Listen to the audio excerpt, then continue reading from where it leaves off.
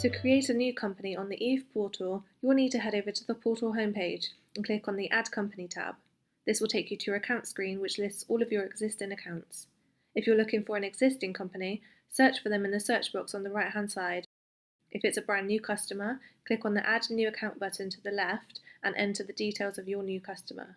This will create the customer both within the Eve portal and the back-end billing system. Now it's time to fill in the customer details, including account number, name and address.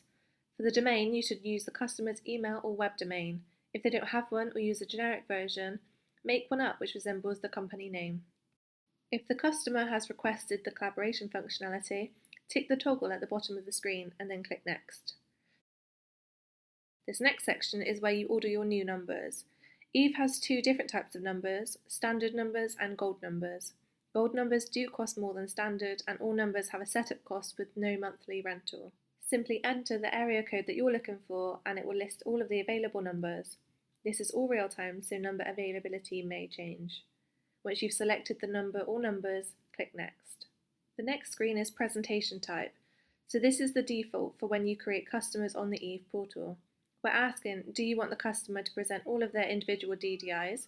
Do you want them to select the main group number, which we call switchboard, or do you want them to present anonymously?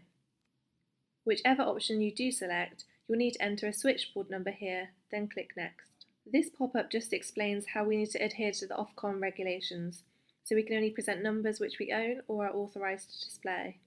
Simply click the box to say that you understand and accept these, then click OK. This next section is to allow access for the end user to access their voicemails from an external source. Users would typically access this from within an Eve environment, but if they wish to dial in from an external source, like a PSTN or a mobile number, we can assign a number to either the voicemail or group voicemail.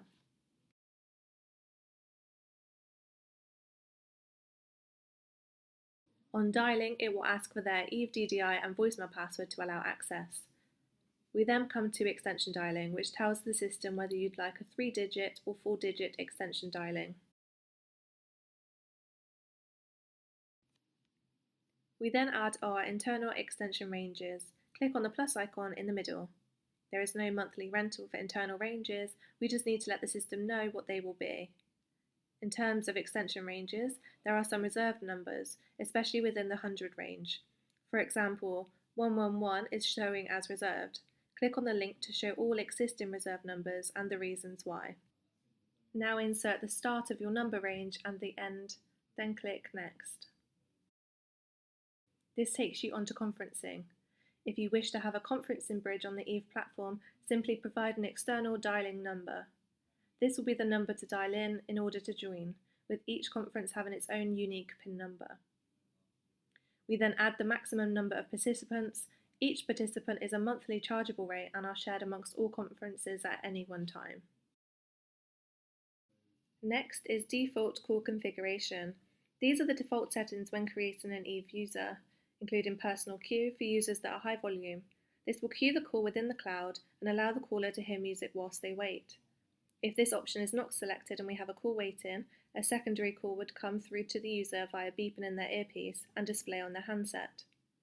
To activate, click the toggle. Next is voicemail.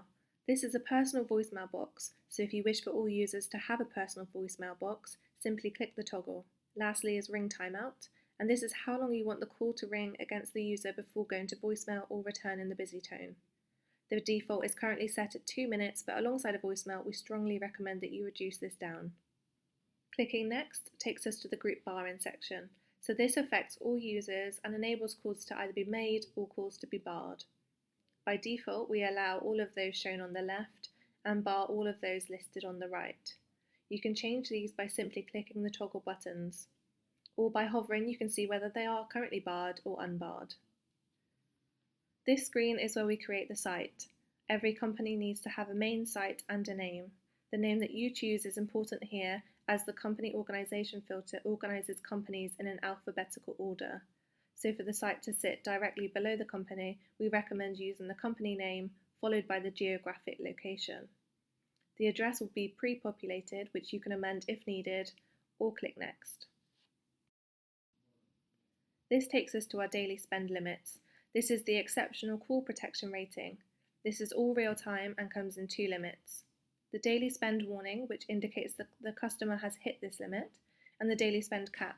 Once this spend is reached, it will bar all outbound calls and cut calls off, with the exception of emergency services.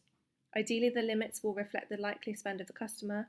Alternatively, you can enter in a value that you feel will accommodate usage. Once completed, click Save, and you've created your company.